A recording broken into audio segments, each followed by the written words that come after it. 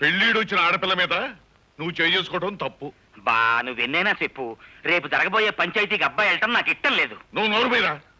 ఈ ఊరికి ఒక కట్టుబాటు ఉంది, అందరూ దానికి కట్టుబడి ఉండాలి. నానా దయచేసి ఈ విషయంలో ఎవరు తలదూర్చొద్దు. అది మనిషి కాదు, రాక్షసి. అందుకే కుట్టాను. ఎందుకు నువ్వు అనేదేమిట్రా? పంచాయతీకి వచ్చి నేను క్షమాపణ చెప్పాల్సిన అవసరం నాకు లేదు అంటాను. సరే, నువ్వు వెళ్ళకపోతే నీ బదులు నేను వెళ్ళి పంచాయతీ ముందు నిలబడతాను రా. అమాయకమైన ఈ కేమె ప్రజానీకానికి ఈ ఆముదాలాశ్రయ దండాలు దండాలు. ఇంత ఘోరంగా దారుణంగా జరిగిపోన సంఘటన మొత్తం ప్రజానీకానికంతా తెలుసు. కానీ నా మీద లేనిపోని నేరాలు మోపాలని పెద్ద డ్రామా యాక్టింగ్ చేసేస్తున్నాడు ఈ హార్మోనియం పెట్టిగాడు. జరిగిన ఈ సండాలపు విషయాన్ని పోలీస్ కేసుగా నమోదు చేసేసి ఈ డుక్కు నాయాల్ని ఏ కీలు కా కీలు, ఏ జాయింట్ కా జాయింట్ తీసేయగలం. కానీ మీకేమాని కొన్ని కట్టుబాట్లున్నాయని, ఎవళ్ళు తగులు ఆళ్లే సెటిల్మెంట్ చేసేసుకుంటారని నాకు అండర్స్టాండింగ్ అయిపోనాది. కనుక వద్దు వద్దని అబ్బాయి ఎంత మొత్తుకుంటున్నాయనకుండా నువ్వే తీసుకొచ్చావు ఈ పంచాయతీకి. ఈ తతంగం సొత్తుంటే వాళ్ళు కావాలని పన్నిన పన్నాగంలా ఉంది. నేను చూడలేని ఘోరాన్ని, నువ్వే చూసుకో. ఇన్స్పెక్టర్ గారు, పియాతి పియమైన నా గ్రామ ప్రజలారా, ఇందులో ఇరుక్కుంది ఆడి కూతురు ఈడి కూతురు కాదు, నా కూతురు, నా కన్న కూతురు. ఈ కేసు తాలూకు తీర్పు పోలీస్ స్టేషన్ 4 గోళ్ల మధ్యలో జరగకూడదని ఈ ఇన్స్పెక్టర్ గారు ఒప్పుకున్నందుకు గాను దీని తాలూకు తీర్పు ఈ గ్రామం నడిబొడ్డులో ఈ రచ్చబండ మీద ఈ ప్రజలందరి ముందు ప్రజలా తీర్పు చెప్పాలని అందరినీ కోరుకుంటూ నేను కూడా కూకుంటున్నాను. ఎప్పుడూ తీర్పు చెప్పేది మీరే కదా, కానివ్వండి.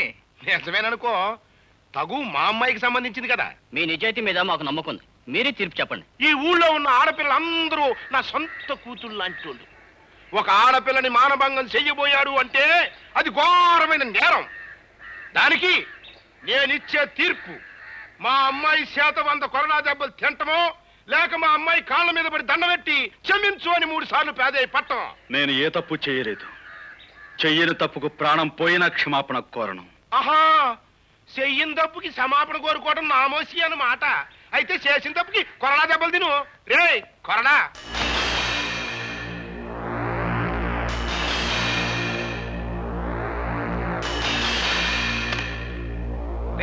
అది కట్టేట్రా.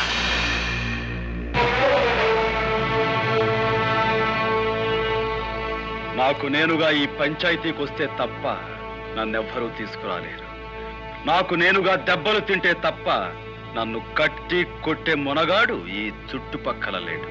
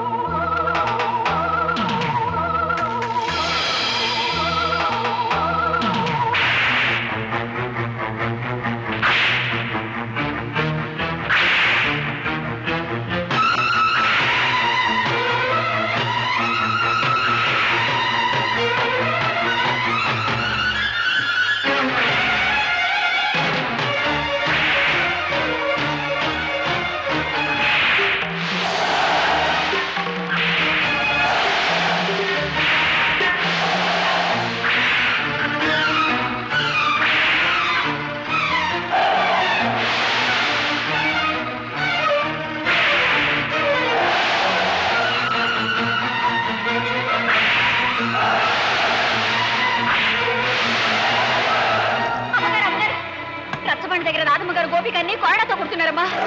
తొందరగా కదా.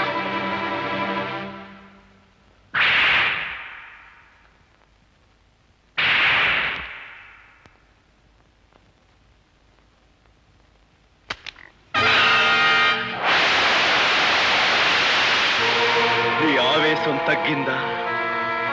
నీ పగ చల్లారిందా? అన్యాయంగా నన్ను 100 కొరడా దెబ్బలు కొట్టి నలుగురిలో నువ్వు అవమానించిన నీకు 100 ఏళ్లకు సరిపడే శిక్ష వేస్తాను.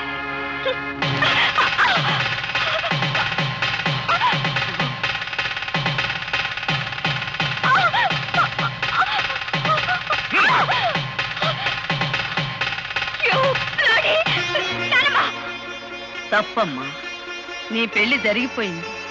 జరగవలసిన వాడితోనే జరిగింది.